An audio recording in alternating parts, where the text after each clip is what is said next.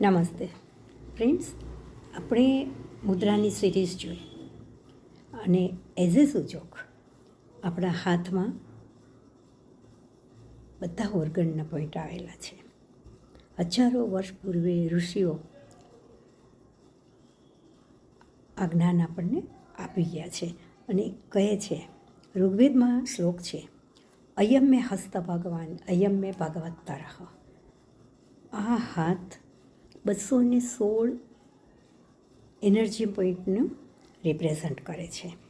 ત્યારે કહેવત છે કે તાલી વગાડો રોગ ભગાડો, અને એટલે જ સત્સંગમાં નામ ચેન્ટિંગ કરીએ ત્યારે પણ તાલી વગાડવામાં આવે છે. આજે આપણે જોઈએ, એક ખાલી પ્રયોગ કરીએ કે 50 વાર આપણા બંને હાથને ધીમે ધીમે તાલી વગાડતા વગાડતા વધારતા ઝડપથી વધારીએ છીએ તો આપણને શું ફાયદો થાય છે, શું ફીલ થાય છે. જોઈએ તો શરૂ કરીએ બંને હાથને એકદમ હળવેથી, પછી ધીરે ધીરે એની સ્પીડ આપણે વધારશું.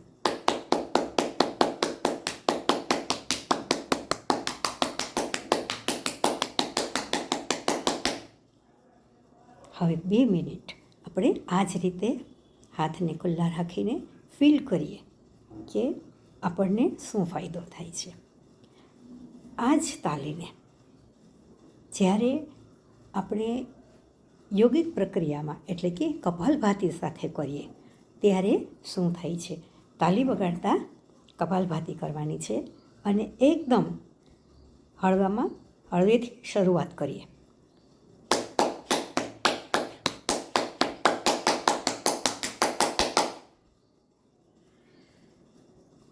ત્યારે આપણી ધડકન અને એક આપણા જે આંગળીના ટેરવા છે તેની ઉપર જે ઝંઝણાટ થાય છે, અને કપાલભાતિ કરવાથી સાથે સાથે નાક ઉપર પણ આપણને જાણે ઝંઝણાટી આવી ગઈ હોય. આ આપણા બ્લડના સર્ક્યુલેશનને ઝડપી કરે છે, અને એટલે જ ક્યાંય પણ બ્લોકેજ હોય તો તે નીકળી જાય છે. શરીરનું બ્લડ છે એકદમ ઝડપથી દોડે છે અને ઝીણી નાળીઓમાં પણ સરળતાથી ફરે છે, અને ક્યારેય પણ હાઈ બીપી થવાની તકલીફ નથી રહેતી. એ જ રીતે આપણે જોઈએ કે આપણો જમણો હાથ છે, કારણ કે આખા શરીરની એનર્જી જમણા હાથથી બહાર જાય છે, બરાબર. તો એ જમણો હાથ છે તેને કાંડાથી આપણી કોણી સુધીનો જે ભાગ છે બરાબર એની મિડલમાં આપણે પ્રેશર આપવાનું છે. બરાબર મિડલમાં પ્રેશર આપવાનું છે. 5 ગણતા પ્રેશર આપવાનું છે. 5 ગણતા શ્વાસ લેવાનો છે, પછી 5 ગણતા શ્વાસ રોકવાનો છે, અને પછી 5 ગણતા શ્વાસને છોડવાનો છે. હવે છોડી લીધો પછી 5 ગણતા બહાર રોકવાનો છે, તરત લેવાનો નથી. એટલે આંતરકુંભક અને બાહ્ય કુંભક બંનેનો લાભ મળે છે. આપણે કરીએ એકવાર સાથે પણ પ્રયોગ કરીએ કે બરાબર કાંડાથી આપણી કોણી સુધીના વચ્ચે બરાબર મિડલમાં એનર્જી પોઈન્ટ છે. આ પોઈન્ટને પ્રેશર કરી અને શ્વાસ લેશું આપણે, અને પછી 5 સેકન્ડ રોકશું. હવે 5 સેકન્ડ રોકેલા શ્વાસને છોડશું, અને પછી છોડેલો શ્વાસ બાહ્ય કુંભકમાં બહારને બહાર રહેવા દેશું. 5 ગણીને પછી શ્વાસ લેશું.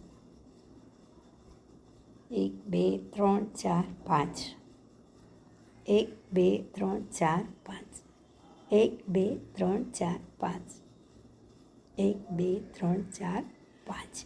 આ રીતે સવાર સાંજ જ્યારે આપને ટાઈમ મળે ત્યારે ફક્ત 2 વાર કરવાનું. એટલે આંતરકુંભક અને બાહ્ય કુંભકનો લાભ મળે છે. 40+ કોઈ પણ બહેનો હોય, ભાઈ હોય, કોઈ પણ હોય, જ્યારે શરીરના મસલ્સ 40 પછી રિલેક્સ થાય છે, નબળા થાય છે, પોતાની શક્તિ ધીરે ધીરે ગુમાવે છે, ત્યારે આ રીતે અંતર્બાહ્ય કુંભક કરી અને સ્વસ્થ રહી શકાય છે. ક્યારેય થાક નથી લાગતો, એનર્જેટિક રહી શકાય છે. ફ્રેન્ડ્સ, આવી નાની નાની વાતો શીખીને કરીને આપણે આજીવન સ્વસ્થ રહી શકીએ છીએ. આપને કોઈ જાણકારી જોઈતી હોય તો આપ પૂછી શકો છો. એથી પણ વધારે ફક્ત 1 વીક કરીને આપણે કંઈ લાભ મળે તો આપ કોમેન્ટ કરી શકો છો. સ્વસ્થ રહો એ જ શુભેચ્છા.